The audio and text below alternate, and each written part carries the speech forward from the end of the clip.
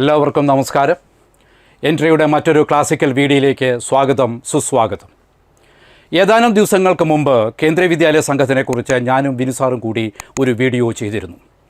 അതിന് ലഭിച്ചിരിക്കുന്ന വരവേൽപ്പെന്ന് പറയുന്നത് അഭൂതപൂർവമായിരുന്നു. ഞങ്ങൾ പോലും വിസ്മയഭരിതരായി തീർന്ന ഒരു വരവേൽപ്പാണ് ആ വീഡിയോയ്ക്ക് ലഭിച്ചത്. ഇത്രയും പേർ കേന്ദ്രീയ വിദ്യാലയ സംഘത്തിൽ ചേരാൻ താല്പര്യം കാണിക്കുന്നു എന്ന് പറയുന്നത് അനൽപമായ സന്തോഷം ജനിപ്പിക്കുന്നു. ഒപ്പം തന്നെ ഒരു KVN എന്ന നിലയ്ക്ക് എനിക്ക് ഇത് ഒരു അഭിമാനത്തിൻ്റെ മുഹൂർത്തമാണ്. പക്ഷേ ഞങ്ങൾ ശ്രദ്ധിച്ച മറ്റൊരു കാര്യമെന്ന് പറയുന്നത് സംശയങ്ങളുടെ ഒരു കുത്തൊഴുക്ക്, ഒരു ധാരാപ്രവാഹമാണ് അവിടെ കാണാൻ കഴിഞ്ഞത്. അതിനെ നിലവിലുള്ള ആധികാരികമായ അറിവ് വെച്ചുകൊണ്ടും നിലവിലുള്ള നോട്ടിഫിക്കേഷൻ വെച്ചുകൊണ്ടും പ്രാതിനിധ്യ സ്വഭാവമുള്ള ചില സംശയങ്ങൾ ദൂരീകരിക്കുക എന്നതാണ് ഈ വീഡിയോയിലൂടെ ഞങ്ങൾ ലക്ഷ്യമിടുന്നത്.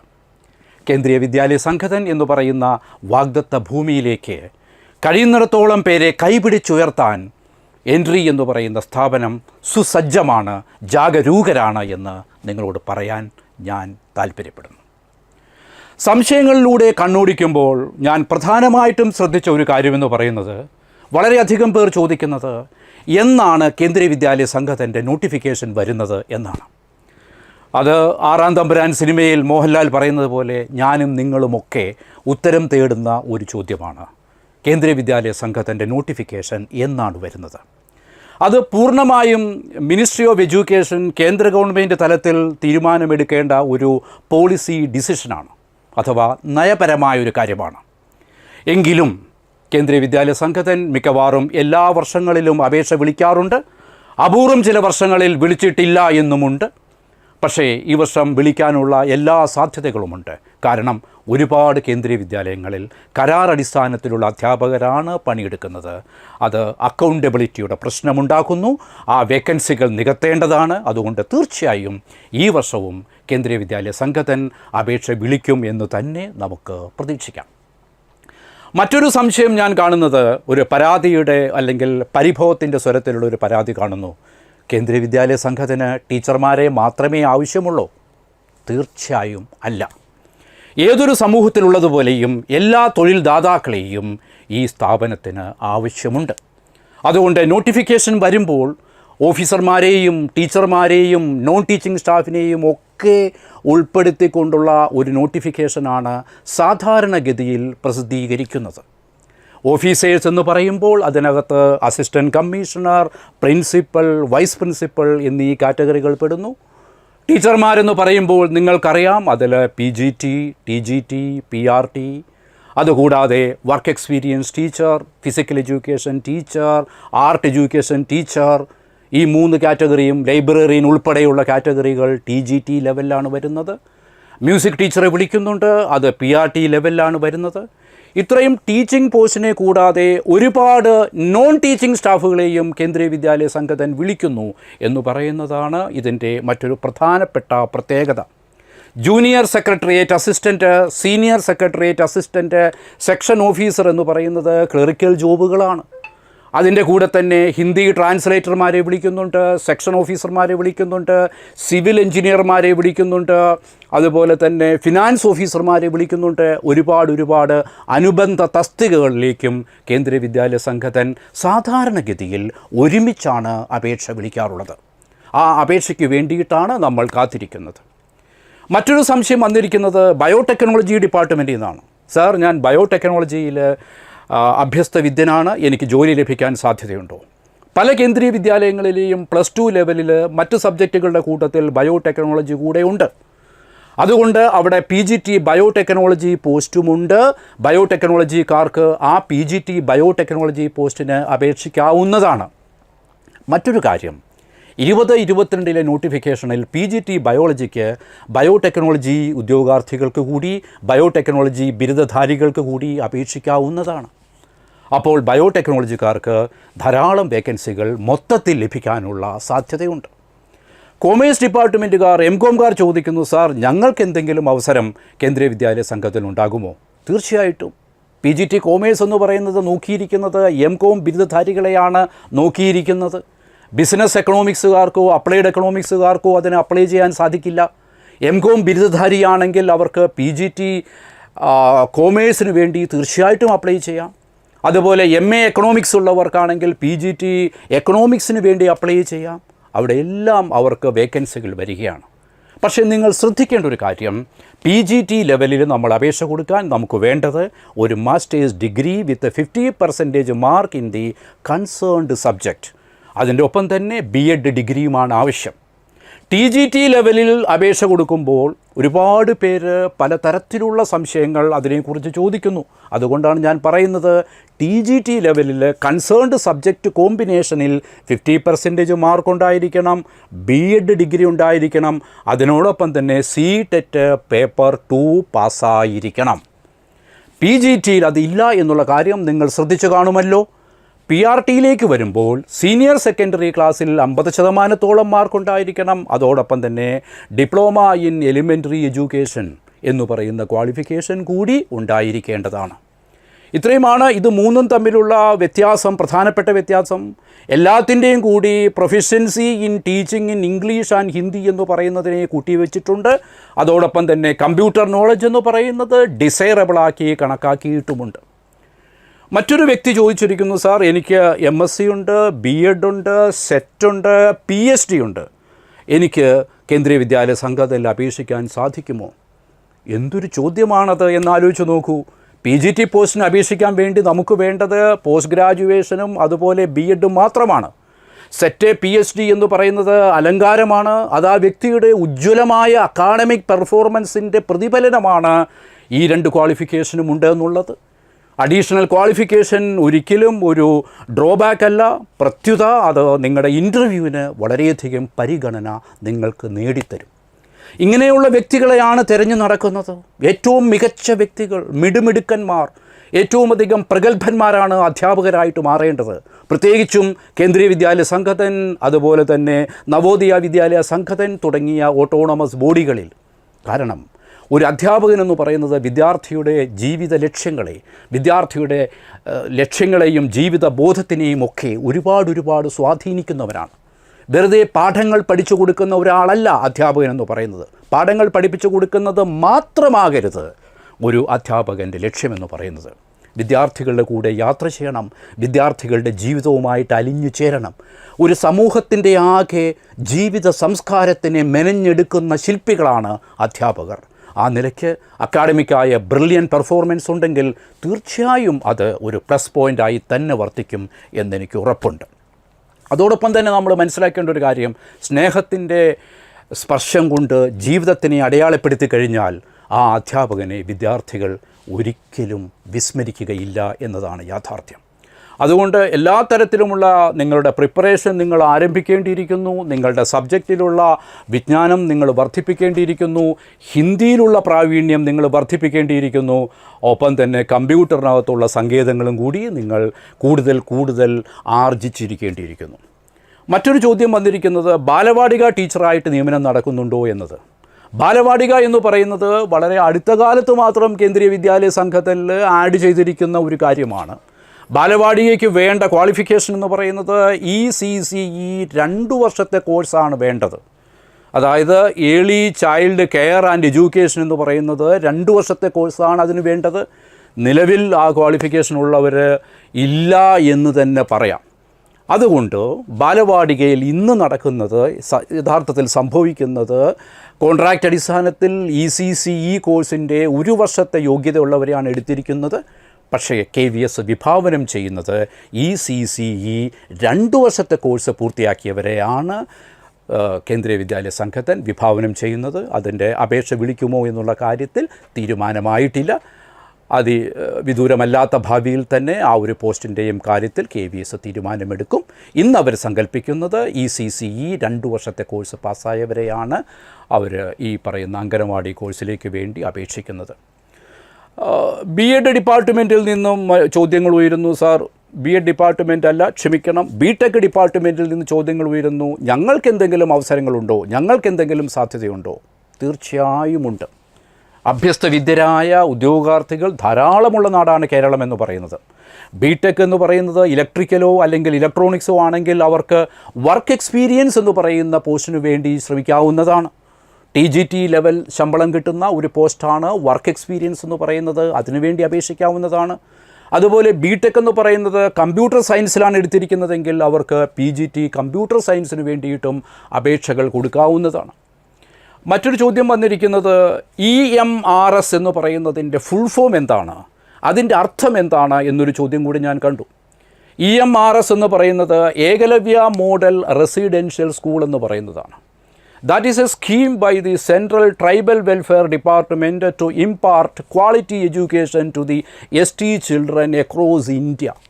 ST വിഭാഗത്തിൽപ്പെട്ട കുട്ടികൾക്ക് ഗുണപരമായ വിദ്യാഭ്യാസം നൽകുന്നതിന് അഖിലേന്ത്യാ തലത്തിലുള്ള സ്കൂളുകളാണ് EMRS എന്ന് പറയുന്ന സ്കൂളുകൾ. EMRS സ്കൂളുകളെക്കുറിച്ച് ഞാൻ മണികണ്ഠൻ സാറുമായി സംസാരിച്ചതിൻ്റെ അടിസ്ഥാനത്തിൽ ഞങ്ങളൊരു പ്രത്യേക വീഡിയോ തന്നെ തയ്യാറാക്കുന്നുണ്ട്. EMRS എന്ന് പറയുന്നത് 6ാം ക്ലാസ് മുതൽ 12ാം ക്ലാസ് വരെ റെസിഡൻഷ്യൽ സിസ്റ്റത്തിൽ പൂർണ്ണമായും സൗജന്യമായി ST വിഭാഗത്തിൽപ്പെട്ട കുട്ടികൾക്ക് ഗുണകരമായ വിദ്യാഭ്യാസം കൊടുക്കുന്ന ഒരു വിദ്യാഭ്യാസ പദ്ധതിയും ഒരു സിസ്റ്റവുമാണ്. അതിനെക്കുറിച്ചുള്ള വിശദാംശങ്ങൾ ഞങ്ങൾ വീണ്ടും മറ്റൊരു വീഡിയോയിലൂടെ നിങ്ങൾക്ക് പകർന്നു നൽകുന്നതായിരിക്കും. മറ്റൊരു ചോദ്യം വന്നിരിക്കുന്നത് മലയാളത്തിന് ചാൻസ് ഉണ്ടോ എന്നാണ് ഒരു ചോദ്യം വന്നിരിക്കുന്നത്. സാധാരണ പോസ്റ്റിങ്ങുകളിൽ മലയാളം പോലുള്ള പ്രാദേശിക ഭാഷകൾക്ക് അധ്യാപകരെ എടുക്കാറില്ല. പക്ഷേ അതാത് സംസ്ഥാനങ്ങളിലെ കേന്ദ്രീയ വിദ്യാലയങ്ങളിൽ താൽക്കാലിക അടിസ്ഥാനത്തിൽ മലയാളത്തിനൊക്കെ നമ്മൾ അധ്യാപകരെ എടുക്കാറുണ്ട്. വ്യാപകമായ രീതിയിൽ അഖിലേന്ത്യാ തലത്തിൽ മലയാളം അധ്യാപകരെയോ തമിഴ് അധ്യാപകരെയോ പ്രാദേശിക ഭാഷാ അധ്യാപകരുടെയോ ഒഴിവുകൾ ഉണ്ടാവുകയില്ല, അത് നികത്താറുമില്ല. കാരണം കേന്ദ്രീയ വിദ്യാലയ സംഘത്തിനെന്ന് പറയുന്നത് ട്രാൻസ്ഫറായി ഒരു സംസ്ഥാനത്ത് നിന്ന് വേറൊരു സംസ്ഥാനത്തേക്ക് പോകുന്ന ഡിഫൻസ് എംപ്ലോയീസിനെ പോലുള്ളവരുടെ കുട്ടികൾക്ക് ഗുണകരമായ വിദ്യാഭ്യാസം പ്രദാനം ചെയ്യുന്നതിന് വേണ്ടിയാണ്. പക്ഷേ ഒരുപാട് കേന്ദ്രീയ വിദ്യാലയങ്ങളിൽ താൽക്കാലിക അടിസ്ഥാനത്തിൽ മലയാളം അധ്യാപകരെ എടുത്തുകൊണ്ട് മലയാളത്തിലുള്ള വിജ്ഞാനം കൂടി അവിടെയുള്ള കുട്ടികൾക്ക് പകർന്നു നൽകുന്നുണ്ട്.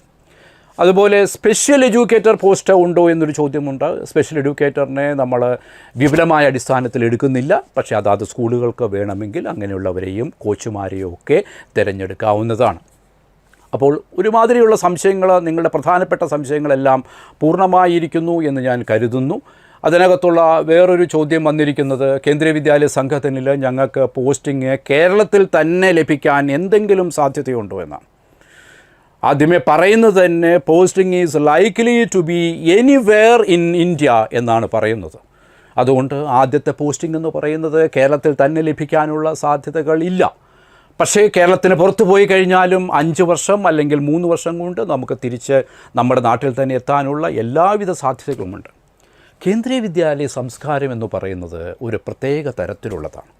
അതിൻ്റെ ഏറ്റവും വലിയ മനോഹാരിത എന്ന് പറയുന്നത് വർണ്ണശബളിമയാർന്ന ഫ്ലാഗ്ഷിപ്പ് പ്രോഗ്രാമുകളുടെ അനുസ്യൂതമായ ഒരു പ്രവാഹം അവിടെ സംഭവിക്കുന്നു എന്നുള്ളതാണ്. അത് നമുക്ക് പ്രത്യേകിച്ചും കലാപരമായും കായികപരമായും താല്പര്യമുള്ളവർക്ക് എന്തുമാത്രം ആസ്വാദ്യകരമായിരിക്കും എന്ന് ആലോചിച്ച് നോക്കുക. കേന്ദ്രീയ വിദ്യാലയ സംഘത്തിൻ്റെ അവദാനങ്ങളെ വാഴ്ത്തിപ്പാടുക എന്നത് മാത്രമല്ല എൻ്റെ ഉദ്ദേശം. ഒരു ഓട്ടോണമസ് ബോഡി അല്ലെങ്കിൽ സ്വയംഭരണ സ്ഥാപനം എന്ന നിലയ്ക്ക് അതിന് അതിൻ്റേതായ പരിമിതികളും അതിൻ്റേതായ ചിട്ടവട്ടങ്ങളും ഒക്കെ ഉണ്ട്. കഠിനമായിട്ട് അധ്വാനിക്കേണ്ടി വരും. കൂടെയുള്ള ഇൻസ്പെക്ഷനുകൾ, പരീക്ഷകൾ, വാല്യുവേഷനുകൾ, ഉത്തരവാദിത്വങ്ങൾ, ഇതുപോലെയുള്ള ഫ്ലാഗ്ഷിപ്പ് പ്രോഗ്രാമുകളുടെ അമരത്ത് നമ്മൾ നിൽക്കേണ്ടി വരും. അതിൻ്റെ കാര്യങ്ങൾ നമ്മൾ നിർവഹിക്കേണ്ടി വരും. ഇതെല്ലാം നമ്മൾ ചെയ്യേണ്ടി വരും. പക്ഷേ ഒപ്പം തന്നെ നമുക്ക് ലഭിക്കുന്നത് കഠിനമായ അധ്വാനത്തോടുകൂടി ഉയർന്ന സാമ്പത്തിക ആനുകൂല്യങ്ങൾ, മറ്റു പെർക്കുകൾ, മറ്റു വേതനങ്ങൾ ഒക്കെ നമുക്ക് ലഭിക്കുന്നു. എല്ലാത്തിലും ഉപരിയായി കൃതകൃത്യത അല്ലെങ്കിൽ ചാരിതാർത്ഥ്യം അല്ലെങ്കിൽ തൊഴിൽപരമായ സംതൃപ്തി എന്ന് പറയുന്നത് വളരെയധികം നമുക്ക് ലഭിക്കുന്നു. ഒരുപക്ഷേ ഒരു പുരുഷാരത്തിൻ്റെ നടുവിൽ ദശാബ്ദങ്ങൾക്ക് ശേഷം നമ്മളൊരു പൂർവ്വ വിദ്യാർത്ഥിയെ കണ്ടുമുട്ടുമ്പോൾ അദ്ദേഹത്തിൻ്റെ കാര്യങ്ങൾ നമ്മളോട് പറയുമ്പോൾ ആനന്ദാതിരേകത്തിൻ്റെ തിരമാലകൾ നമ്മുടെ ഹൃദയത്തിലേക്ക് ആഞ്ഞടിക്കുന്നത് എത്ര വലിയ അനുഭൂതിയാണ് നമുക്ക് പ്രദാനം ചെയ്യുന്നത് എന്ന് ഒന്ന് സങ്കല്പിച്ച് നോക്കുക. ഫ്ലാഗ്ഷിപ്പ് പ്രോഗ്രാമുകൾ എന്ന് പറഞ്ഞ് ഉദ്ദേശിക്കുന്നത് ഇപ്പോൾ സയൻസ് ആണെങ്കിൽ നമ്മുടെ സാധാരണ സ്കൂളുകളിൽ അതൊരു സയൻസ് എക്സിബിഷനിൽ മാത്രം നിൽക്കുമ്പോൾ കേന്ദ്രീയ വിദ്യാലയ സംഘത്തിലാണെങ്കിൽ സയൻസ് എക്സിബിഷനുണ്ട്. അതോടൊപ്പം തന്നെ സയൻസ് കോൺഗ്രസ് എന്ന് പറയുന്ന റിസർച്ച് മോഡൽ പദ്ധതിയുണ്ട്. അതോടൊപ്പം തന്നെ കമ്പ്യൂട്ടറിനെ വെച്ചുകൊണ്ട് പ്രശ്ന നിർദ്ധാരണം നടത്തുന്ന അഡൽട്ട് ടിങ്കറിംഗ് ലാബ് എന്ന് പറയുന്നതുണ്ട്. ഇൻസ്പയർ അവാർഡ് എന്ന് പറയുന്നതുണ്ട്. അതിൽ തന്നെ 4-5 ഇനത്തിലുള്ള മത്സരങ്ങളും പരിപാടികളും നമ്മൾ പങ്കെടുക്കുന്നു. സോഷ്യൽ സയൻസ് എക്സിബിഷൻ എന്ന് പറഞ്ഞു കഴിഞ്ഞാൽ കലോത്സവ് അല്ലെങ്കിൽ കലാപർവ്, ഏക് ഭാരത്, ശ്രേഷ്ഠ ഭാരത്, യൂത്ത് പാർലമെൻറ്റ് എന്നിങ്ങനെ നിരവധി പരിപാടികൾ അതുമായി ബന്ധപ്പെട്ട് നിൽക്കുന്നു. കലാമത്സരങ്ങളാണ് അതിൻ്റെ കൂടെ സംഘടിപ്പിക്കുന്നത്. ഭാരതത്തിലെ ഒരു സംസ്ഥാനത്തിൻ്റെ കലാരൂപങ്ങളെടുത്ത് അത് അവതരിപ്പിക്കുന്നു, അതിൽ മത്സരം നടക്കുന്നു. അതുപോലെ ലോകരാജ്യങ്ങളുടെ കൂട്ടത്തിലെ ഒരു രാജ്യത്തിനെ തിരഞ്ഞെടുത്ത് അതിൻ്റെ കലാപരമായ ഉത്സവങ്ങൾ, കലാപരമായ മത്സരങ്ങൾ ഇതെല്ലാം നമ്മൾ നടത്തുന്നു. ഇങ്ങനെ എടുത്തു കഴിഞ്ഞാൽ സ്വച്ഛതാ പക്വാഡ എന്ന് പറയുന്നത് 2 ആഴ്ച നീണ്ടു നിൽക്കുന്ന ഒരു ഉത്സവമാണ്. ഹിന്ദിക്ക് പ്രാധാന്യം കൊടുക്കാൻ വേണ്ടി ഹിന്ദി പക്വാഡ എന്ന് പറയുന്നത് നടത്തുന്നു. സംസ്കൃതത്തിന് പ്രാധാന്യം കൊടുക്കാൻ വേണ്ടി സംസ്കൃത പക്വാഡ എന്ന് പറയുന്ന പ്രോഗ്രാം നടത്തുന്നു. അങ്ങനെ നോക്കുമ്പോൾ നിരവധി പരിപാടികളുടെ ഉത്തരവാദിത്വം നമ്മൾ ഏറ്റെടുക്കേണ്ടി വരും, അത് നടത്തേണ്ടി വരും. ഒപ്പം തന്നെ വളരെയധികം പ്രാധാന്യം കൊടുത്തുകൊണ്ട് അവരുടെ അക്കാഡമിക് പെർഫോമൻസിനെ നമ്മൾ മെച്ചപ്പെടുത്തേണ്ടിയിരിക്കുന്നു, ഉയർന്ന റിസൾട്ട് ഉണ്ടാക്കേണ്ടിയിരിക്കുന്നു. ഗുണപരമായ വിദ്യാഭ്യാസം എല്ലാ തരത്തിലും നമ്മൾ നടത്തേണ്ടിയിരിക്കുന്നു. പക്ഷേ നമുക്ക് ലഭിക്കുന്നത് വളരെയധികം ആത്മാർത്ഥത, തൊഴിൽപരമായ ആത്മാർത്ഥത ഏറ്റവും അധികം ലഭിക്കുന്ന ഒരു കൂട്ടത്തിലാണ് നമ്മൾ പെടുന്നത്. ഇത്രയും പറഞ്ഞതിൽ നിന്ന് പ്രധാനപ്പെട്ട സംശയങ്ങൾ ഒരുമാതിരിയെല്ലാം ദൂരീകരിച്ചിരിക്കുന്നു എന്ന് ഞാൻ കരുതുന്നു. മറ്റെന്തെങ്കിലും സംശയമുണ്ടെങ്കിൽ അതുകൂടി ഈ അവസരത്തിൽ നിവാരണം നടത്താം. ഞങ്ങൾ പറയുന്നു, ഫൈനൽ നോട്ടിഫിക്കേഷൻ വന്നതിന് ശേഷം സമഗ്രമായ ഒരു വീഡിയോ, വിശദമായ ഒരു വീഡിയോ, എല്ലാ വശങ്ങളെയും തൊട്ടുകൊണ്ടുള്ളൊരു വീഡിയോ ഞങ്ങൾ നടത്തുന്നതാണ്. അത് നിങ്ങൾക്ക് തീർച്ചയായും പ്രയോജനപ്രദമായിരിക്കും എന്ന് എനിക്ക് ഉറച്ച വിശ്വാസമുണ്ട്. മറ്റ് ചില സംശയങ്ങൾ കൂടി TGT എഴുതുന്നവരുണ്ടോ? തീർച്ചയായിട്ടും വിളിക്കുമ്പോൾ PGTകളെയും TGTകളെയും PRTകളെയും ഒന്നിച്ചാണ് വിളിക്കുന്നത്. ഫൈനൽ ഇയർ BEd സ്റ്റുഡൻസിന് അപേക്ഷിക്കാമോ എന്നൊരു ചോദ്യം ഇവിടെ കാണുന്നുണ്ട്. സാധാരണഗതിയിൽ നോട്ടിഫിക്കേഷൻ വന്നു കഴിഞ്ഞാൽ ആപ്ലിക്കേഷൻ സ്വീകരിക്കുന്ന അവസാനത്തെ ദിവസം നമുക്ക് നമ്മുടെ ക്വാളിഫിക്കേഷനുകൾ ഉണ്ടായിരിക്കണം എന്നാണ് വിവക്ഷ. ഉദാഹരണത്തിന് ഈ മാസം നവംബർ മാസം 30-ാം തീയതിയാണ് അപേക്ഷ സ്വീകരിക്കുന്ന ലാസ്റ്റ് ഡേറ്റ് എങ്കിൽ ആ തീയതിയിൽ ഏതെല്ലാം ക്വാളിഫിക്കേഷൻ വേണമോ അത് നിങ്ങൾക്കുണ്ടായിരിക്കണം. റിസൾട്ട് ആൻറ്റിസിപ്പേറ്റ് ചെയ്തുകൊണ്ടുള്ള അപേക്ഷകൾ സാധാരണഗതിയിൽ സ്വീകരിക്കാറില്ല. അതുപോലെ BEd എന്ന് പറയുന്നത് എങ്ങനെ ആയിരിക്കണമെന്ന് ചോദിക്കുന്നുണ്ട്. അപേക്ഷയിൽ പറയുന്നത് BEd എന്ന് പറയുന്നത് ഒരു റെക്കഗ്നൈസ്ഡ് യൂണിവേഴ്സിറ്റിയിൽ നിന്ന് കരസ്ഥമാക്കിയിരിക്കണം എന്ന് പ്രത്യേകമായിട്ട് എടുത്തു പറയുന്നുണ്ട്. DELEDക്കാർക്ക് അപ്ലൈ ചെയ്യാമോ എന്നൊരു ചോദ്യമുണ്ട്. ഡിപ്ലോമ ഇൻ എലിമെൻ്ററി എഡ്യൂക്കേഷൻകാർക്ക് അപ്ലൈ ചെയ്യാമോ എന്നാണ് ചോദ്യം. PRT പോസ്റ്റിന് വേണ്ടി അപേക്ഷയിൽ ക്വാളിഫിക്കേഷൻ പറഞ്ഞിരിക്കുന്നത് സീനിയർ സർട്ടിഫിക്കറ്റ് വിത്ത് 50% മാർക്ക്, സീനിയർ സെക്കൻഡറി വിത്ത് 50% മാർക്ക്, അതിൻ്റെ കൂടെ ഡിപ്ലോമ ഇൻ എലിമെൻ്ററി എഡ്യൂക്കേഷൻ അല്ലെങ്കിൽ ബാച്ചിലർ ഇൻ എലിമെൻ്ററി എഡ്യൂക്കേഷൻ എന്നാണ് പറഞ്ഞിരിക്കുന്നത്.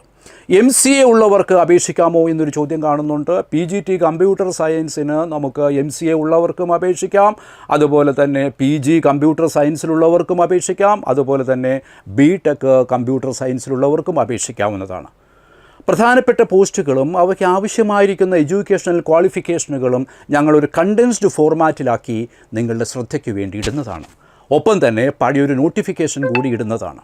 നമ്മൾ കേന്ദ്രീയ വിദ്യാലയ സംഘത്തിൻ്റെ വെബ്സൈറ്റ്, അതായത് kvsangathan.nic.in എന്ന് പറയുന്ന വെബ്സൈറ്റിൽ പോയി ആർക്കൈവ്സിൽ പോയി കഴിഞ്ഞാൽ നമുക്ക് ഒരുപാട് ഇൻഫർമേഷൻ ഇതിനെക്കുറിച്ചുള്ളത് ലഭിക്കുന്നതാണ്.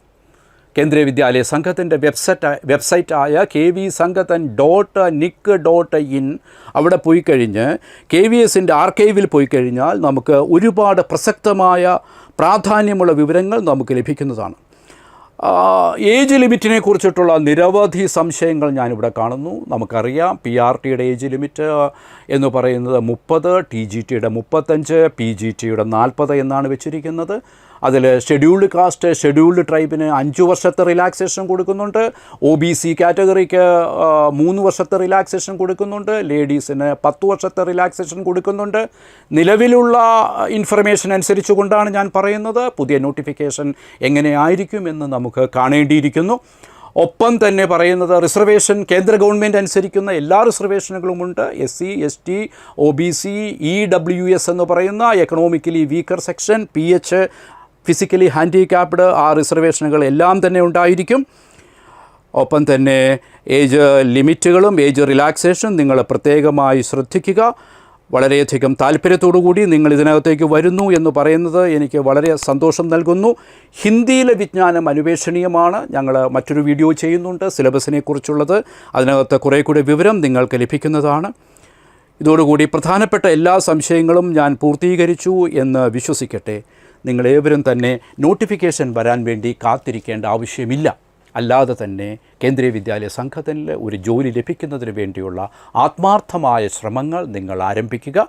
നിങ്ങൾക്ക് എല്ലാവിധ മംഗളാശംസകളും നേരുന്നു.